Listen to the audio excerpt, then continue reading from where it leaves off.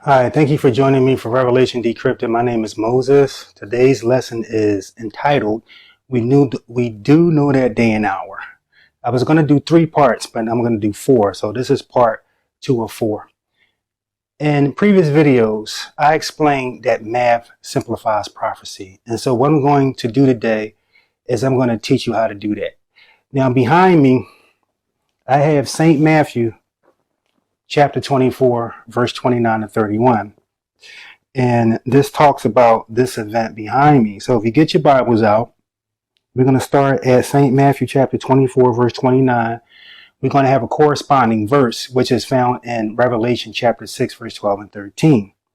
So it reads, "It immediately after the tribulation of those days shall the sun be darkened, and the moon shall not give her light, and the stars shall fall from heaven, and the powers of the heaven shall be shaken." Now, many people read over this, but it's a lot of information in here. So to get that information, what's happening here, we know it's something happened to the sun, something happening to the moon, and we know it's something happening to the stars. And that's found in Revelation chapter 6, verse 12 and 13. And it reads, "And I beheld when he opened the 6th seal, and lo, there was a great earthquake, and the sun became black as sackcloth of hair, and the moon became as blood. And the stars of heaven fell unto the earth, even as a fig tree casteth her untimely figs when she is shaken of a mighty wind." So it's saying that the sun is going to turn black, and it's saying the moon is going to become blood red. And so what do we have here? We have something called a total lunar eclipse and a total solar eclipse. Now, eclipses work in pairs. Now, if you look at this, this is prophecy, and we want to convert this into math. So technically, let's say you're looking at the earth. Let's say you're looking down at the earth and you're seeing the earth spin or rotate. You would see this. So we got the rotation of the earth, and the moon rotates around the earth. So we see another rotation, and the earth and the moon rotate around the sun. So we would see 3 rotations. So behind me here, I have these 3 rotations right here. The rotation of the earth, the rotation of the moon, and rotation of the moon and the earth around the sun. 24 hours, the rotation of the moon is about 30 days or a month. And of course, we call it 365.25 days a year. What does this remind you of? I'm going to step back and just take a look at that, because we want to convert this prophecy into math. What does this look like to you? I'm going to give you a hint. You have 3 rotations. 1, 2, 3. Take all these 3 rotations and line them up together. What does that look like? Can you figure it out? Look at it in the abstract. I'm going to give you another hint.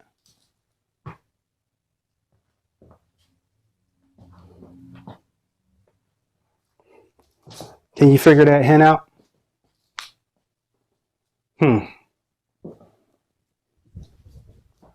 Seconds, minutes, hours.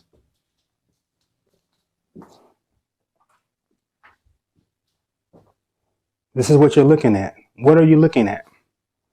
And we look at it every day, but again, it's hiding in plain sight.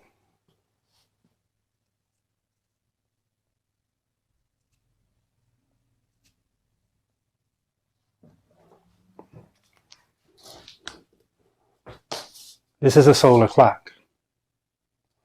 And so when Jesus gives us the blood moon and black sun, what is he saying? He's saying if you can read the solar clock, you would know that when a solar clock reaches this, and when the solar clock reaches this, that's going to be the day of the rapture. He's telling us the day of the rapture, folks. If you know how to read the solar clock. Now, thank God, AI knows how to read the solar clock. And if you know how to read the solar clock, you can determine all type of eclipses. It's like so many different types of eclipses. It's like crazy. But we want to look for this specific type.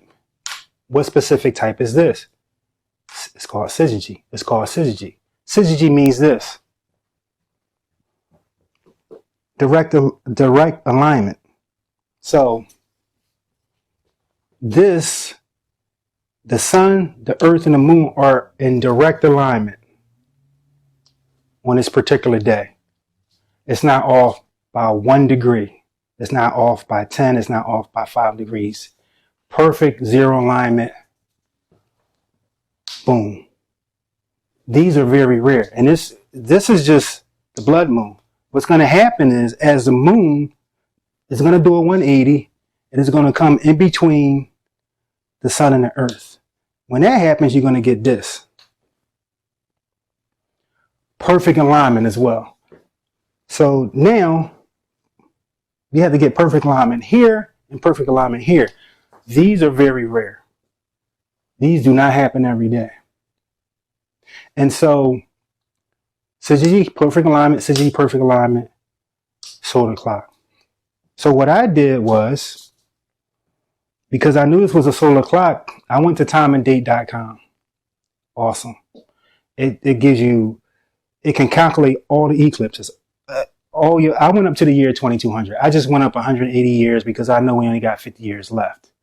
So I went to the year 2200. I went through almost 1,000 eclipses, one by one.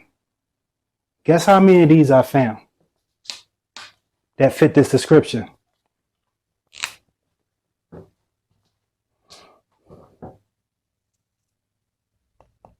I found 8 of them. 180 years is only going to be 8 of this particular type of eclipse because they're very rare. So now I'm thinking, St. Matthew chapter 24, verse 36. Nobody knows the day or hour. Jesus don't know. The angels don't know. Only God the Father knows. But because I know how to read a solar clock and I'm not very bright, guess what? Now I have a 1 in 8 chance of knowing the day of the rapture. That's my ratio. Nobody knows I got a 1 in 8 chance. Now, let me tell you the problem with prediction and date setting. Because what I'm giving you is not date setting. This is data. You can go to the website and you can check it out yourself. This is written in stone. These eclipses are going to happen. Let me tell you what the date setters do and the predictors do. They look at this, but they don't include this. Eclipse work in pairs. Remember, I told you about the XYZ algorithm. You need both variables to determine your solution, answer, or outcome. Now, I didn't get the answer, but I got the outcome. I didn't get the solution, but I got the outcome. The outcome is now I got a 1 in 8 chance of knowing the date of the rapture, simply because I know how to read the solar clock. And so they just X this out and they go by this. How many of these occur every year around the world? About 2. So if I go up 180 years and they're just basing on the blood moon, guess what they just did? Now their chances of knowing a rapture date are 1 in 360. So that's when it becomes date set, and they choose one. Well, maybe it's the 3rd one, or maybe it's the 60th one, or maybe it's the 100th one. And then they give you a date. You don't have to guess. The Bible is not a guessing game. The book of Revelation means to reveal. Jesus tells us the date of the rapture, but it's cryptic. And I keep saying it. Everything is math. But there are different ways of looking at the book of Revelation. Math is the best way for me. Because when they say, well, the rapture can happen at any time, you only get 2 of these a year. See how the math is not adding up? If I only get 2 of these a year, then technically the rapture can happen twice a year, because this is when the rapture happens, at the blood moon. See how they indoctrinate us with stuff? And I've been hearing that all my life. Well, the rapture can happen tomorrow. It can't happen tomorrow because you have to have that. That's why I stick to the math. You can't fool math. Well, the rapture can happen 365.25 days out of a year. It can't. It can only happen, I'm sorry. It can only happen twice a year. That's why you have to add critical thought to what you're being taught. Stop believing what they tell you because they don't know how to read the solar clock. So now, can I choose a date from this 1 and 8? No, I can't, because guess what? That would be date setting. That would be predicting. I don't predict. I don't date set. I give you facts. I give you math. I give you data. I give you scripture. That's what I do. I never say anything off the top of my head. I'm a very logical person. So what's the next step? Well, luckily, Jesus gives us clue number 2 and clue number 3 in St. Matthew chapter 24, verse 36. Nobody knows the day or hour. It's not what you think it is, folks. So when I come back, I'm going to give you the second clue. Stand by.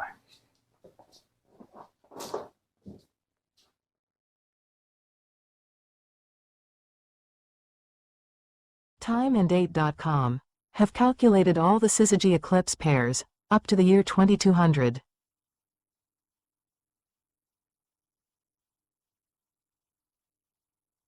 Our Gentile prophetic timeline will not reach the year 2100.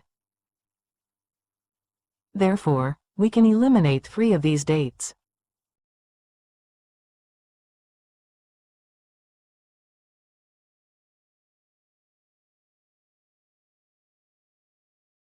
According to 2 Thessalonians chapter 2 verse 3, the rapture cannot and will not occur until after Antichrist rises to power. Therefore, the year 2033 does not allow us enough time on the Gentile prophetic time clock for the rapture event to occur. Just by using critical thinking and the process of elimination, we narrowed down the rapture date to 8 possible dates. We already know the blood moon represents the rapture. We also know the rapture occurs before God's wrath. Inference implies, if the blood moon is the rapture, then the black sun is God's wrath. If you've noticed, some of these dates have the black sun occurring first. Therefore, we can eliminate these dates when the black sun occurs first. These are the dates that remain. Because we understand the solar clock, we now have a 1 in 5 chance of not predicting, not date setting, but knowing the date of the rapture.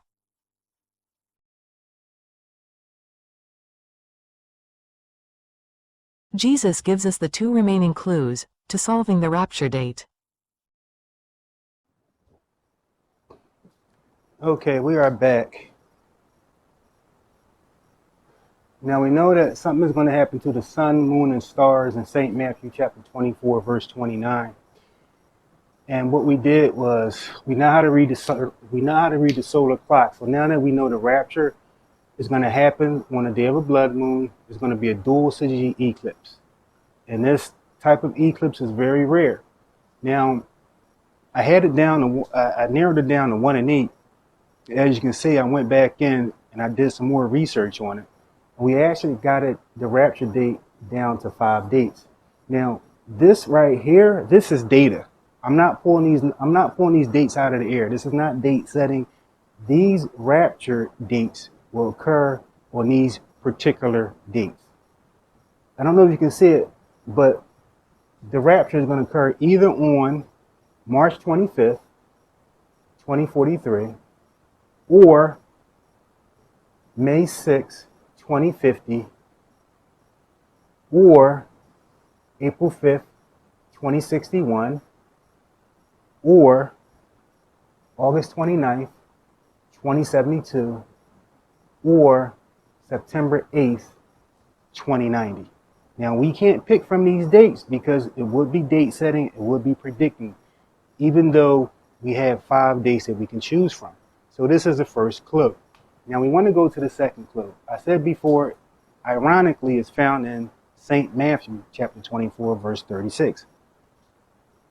Nobody knows that day or hour. No, not the angels in heaven, but my Father only.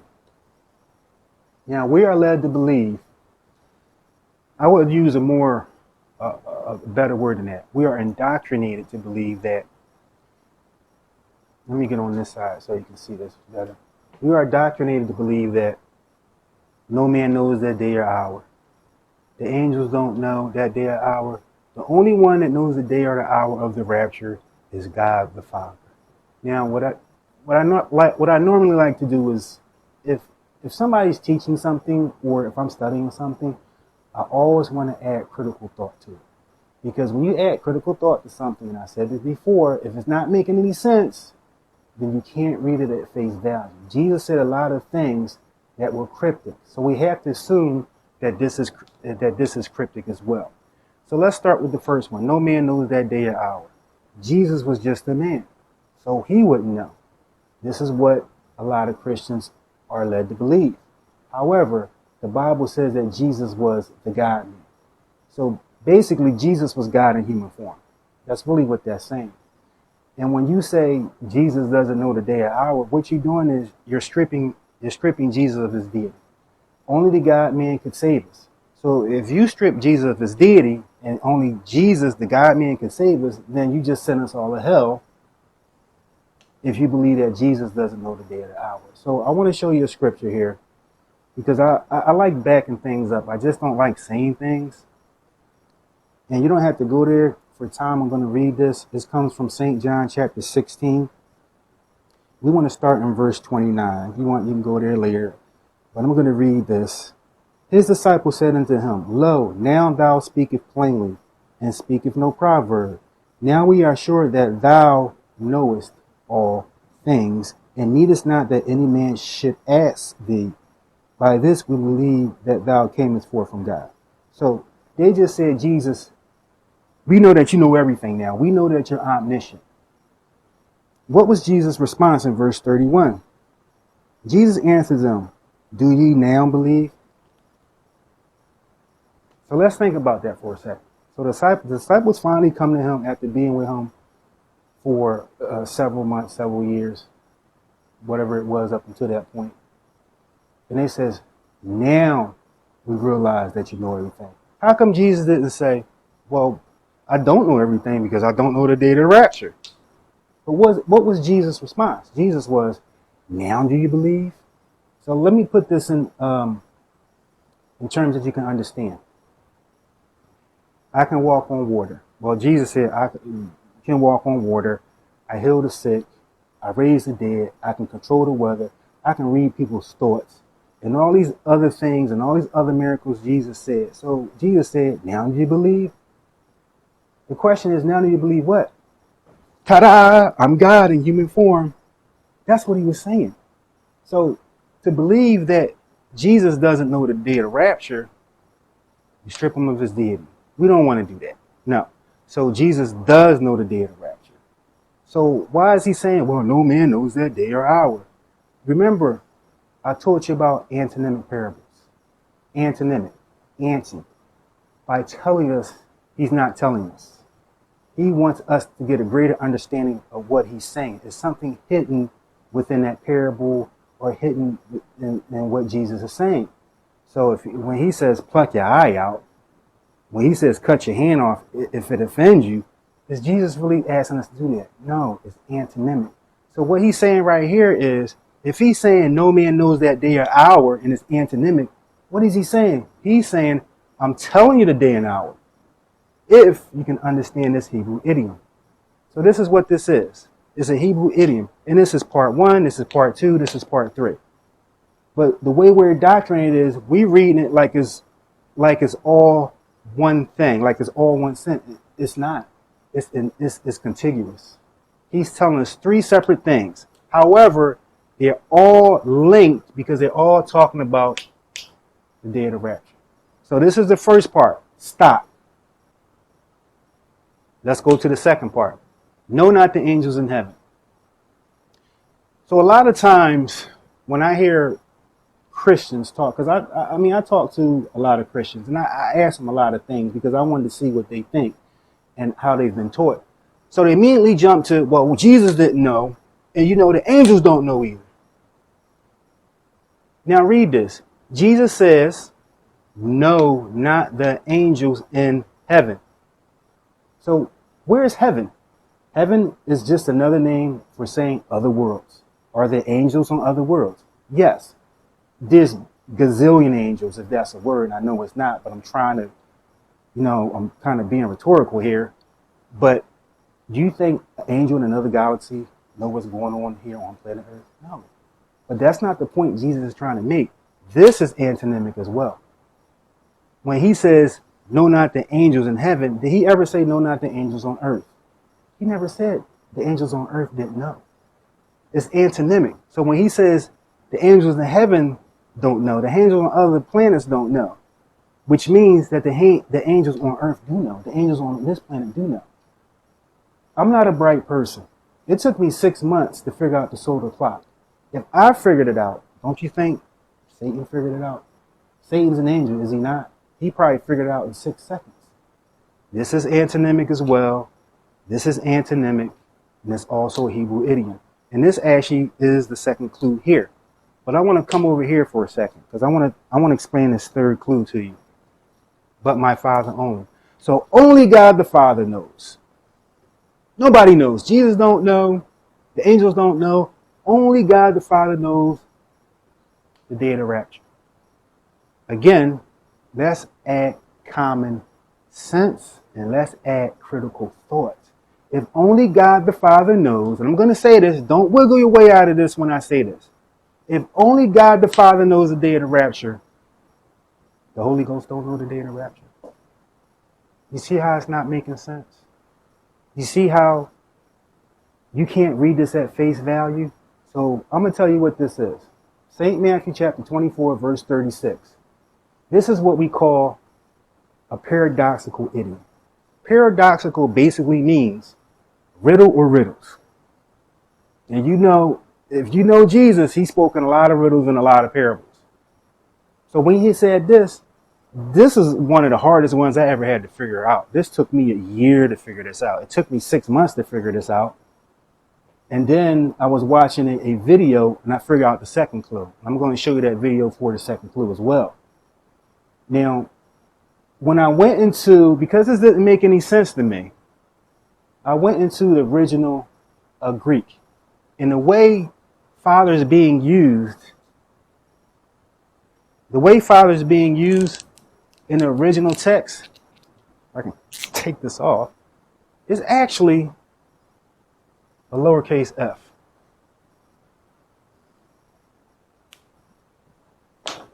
This is how it's being used. So why, when they converted this to the King James, they use a capital F? Because they didn't understand Hebrew culture. So they put a capital F and then it changed the meaning of the whole passage. This is a lowercase f. Pater, that's the Greek word. Father, human father. Not God the Father. So when Jesus was saying, only the Father knows, remember, this is something totally different. This is part 3 of what he's saying.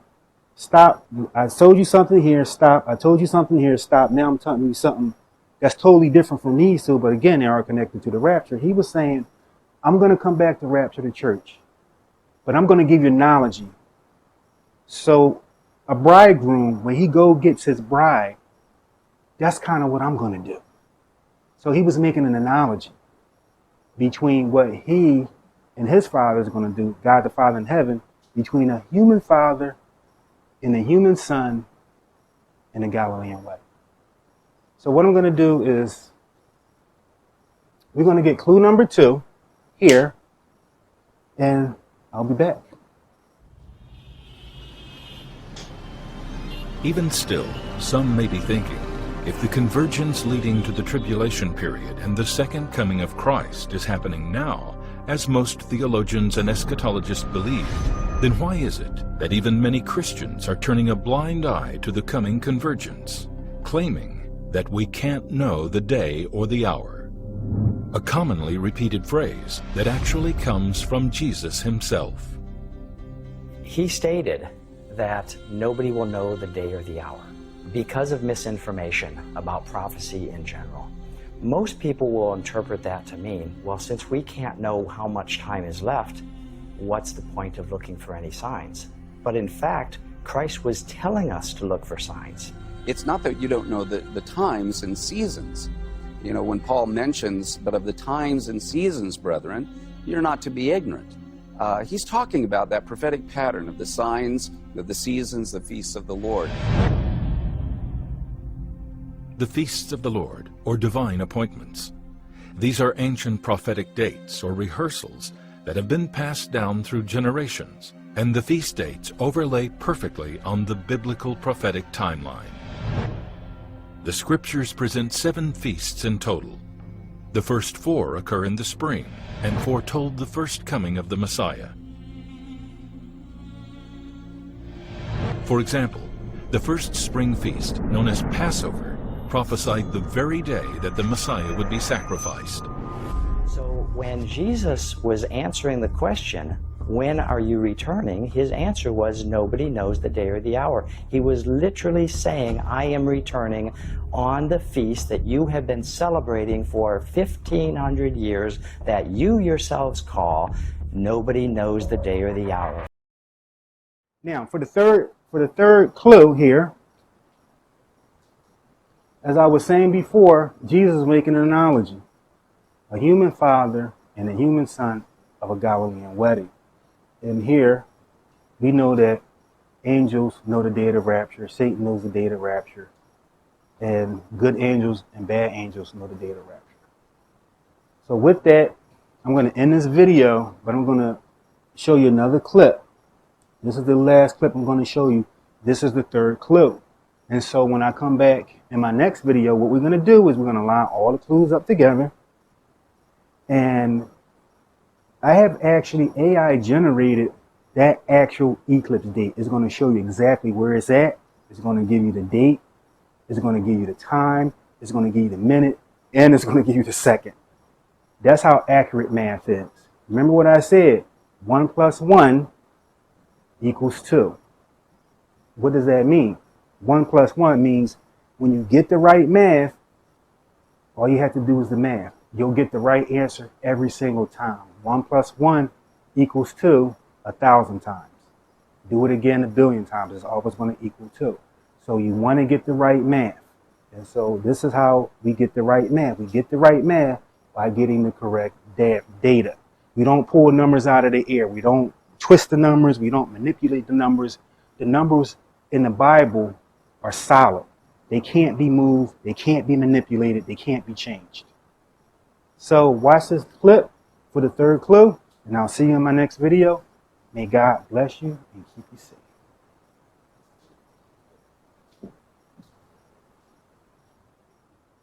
To fully understand the depths of what Jesus could have revealed to the Galileans regarding how and why he would return in the last days, we must understand the unique culture to whom he was speaking. We need to see the Messiah through their eyes. There's got to be a pattern here. And there was. Pieces to a puzzle that formed a prophetic timeline woven throughout the ancient scriptures that directly references an ancient Galilean ceremony, a ceremony that was passed on through generations to foretell how and why Christ will return in the last days of the world.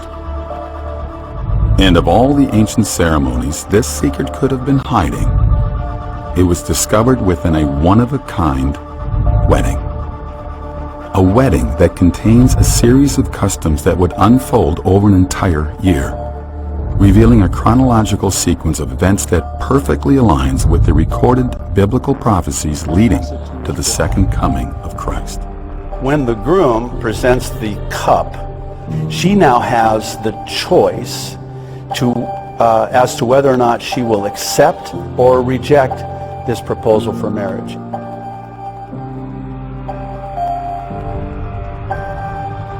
The moment the cup is handed to the bride, she's given all power to stop the wedding by pushing the cup back and rejecting the bridegroom. Contrary to all other wedding customs in the Middle East, the bride in a Galilean wedding possessed the final authority. She alone had the power to accept or reject the offer from the groom. The betrothal could not be completed without her willing acceptance to drink from the cup of wine.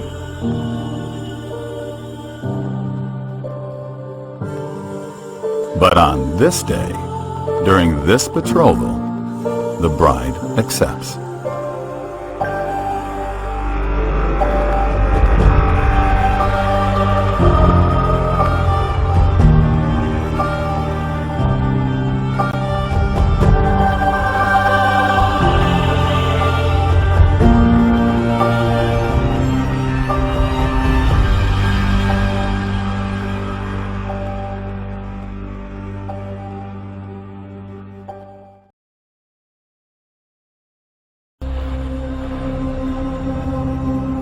But the conclusion of the betrothal was merely the first step on a years-long journey to an unimaginable conclusion. Now the betrothal ceremony is finished, and the families, rejoicing, partying in the streets, go back to their houses. But this is just the beginning now of an entire year of preparations that goes into making the way for the wedding.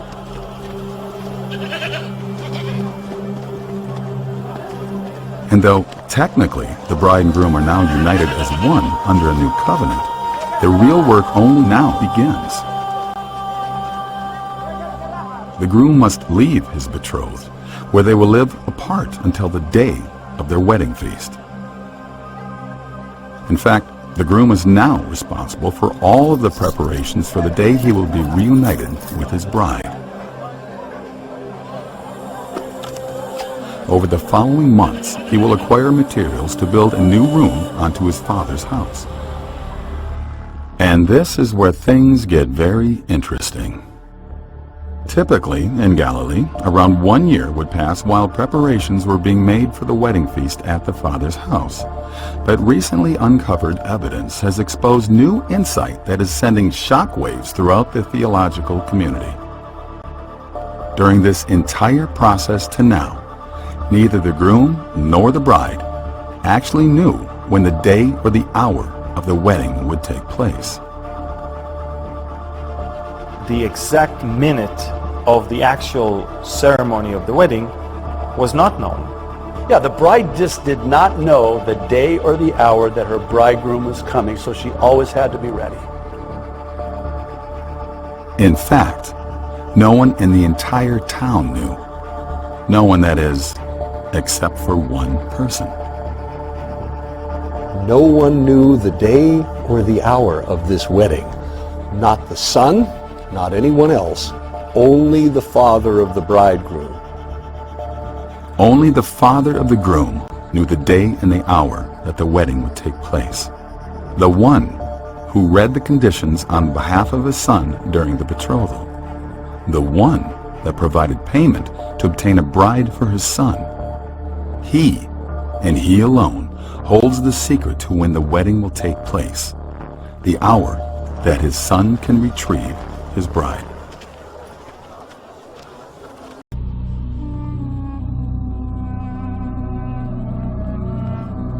The bridegroom is finished with the feast.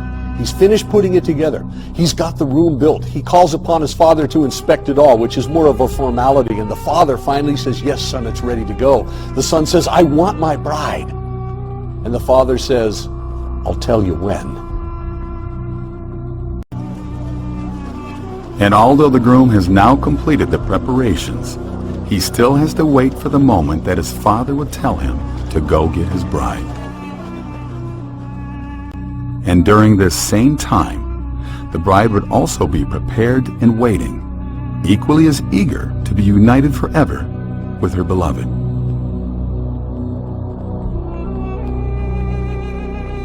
But as the sun sets on the town this evening, the time of waiting is nearly finished. The darkness of night approaches.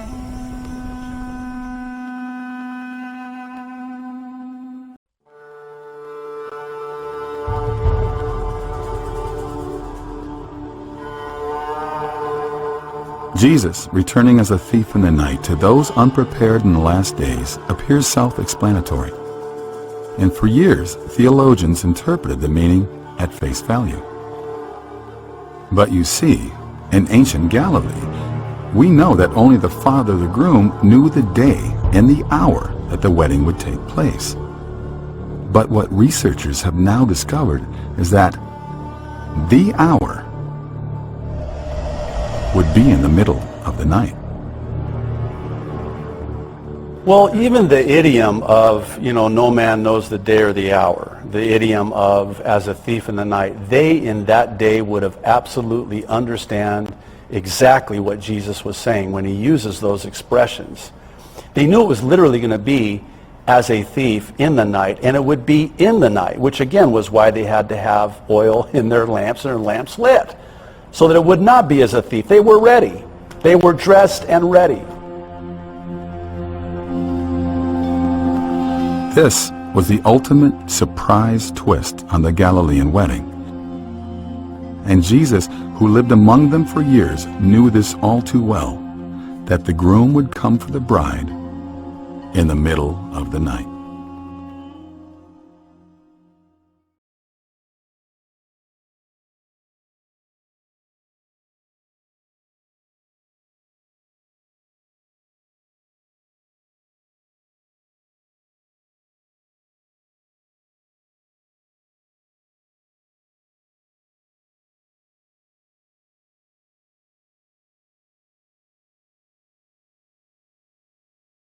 He is speaking as a bridegroom to his bride, and they knew it.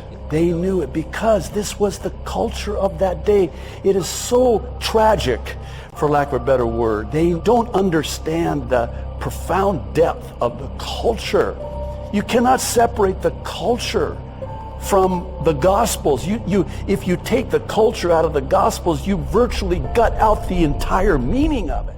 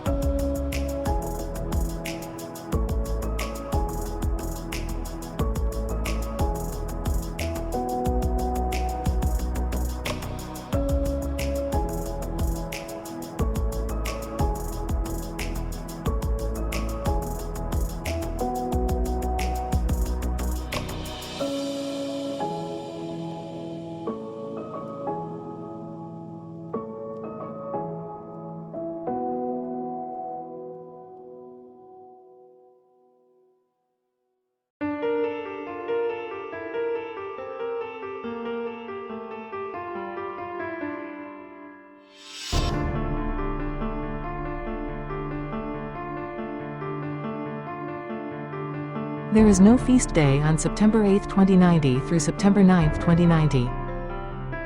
Therefore, we can remove it from our list.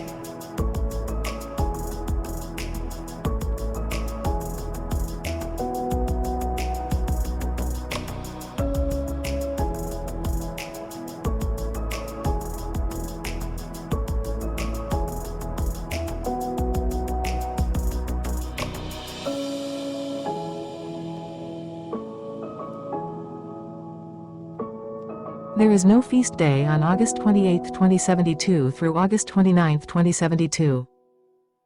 Therefore, we can remove it from our list.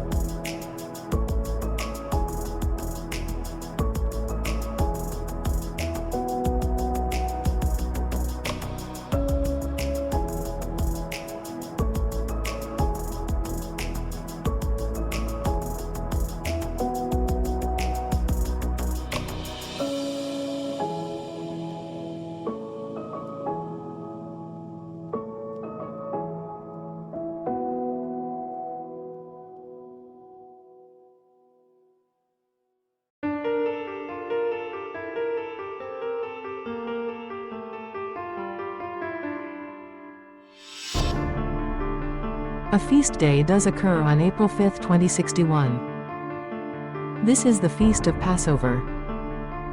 Therefore, we can keep it on our list.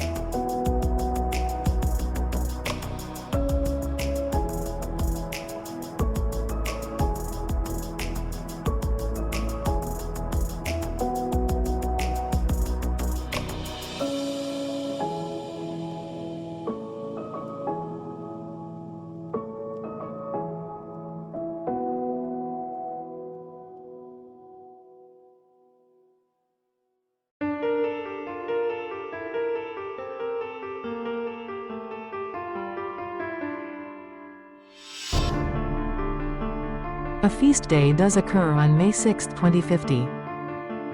This feast day is Second Passover. Second Passover, also known as Pesach Sheni, occurs exactly 30 days after Passover on the Hebrew calendar. Therefore, we can keep it on our list.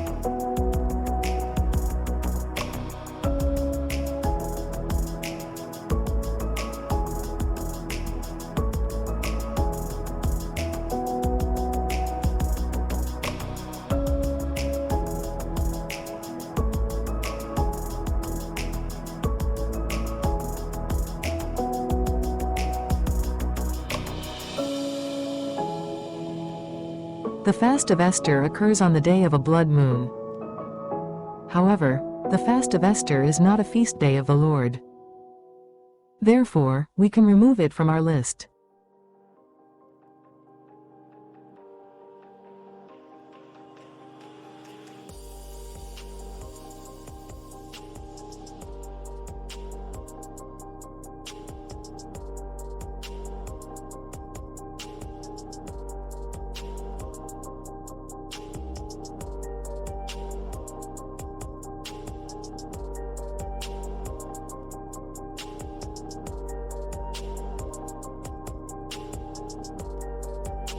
The rapture will occur either on May 6, 2050, which is second Passover, or April 5, 2061, which is first Passover. With only 2 possible dates left, we cannot choose one or the other, because that would be date setting and predicting.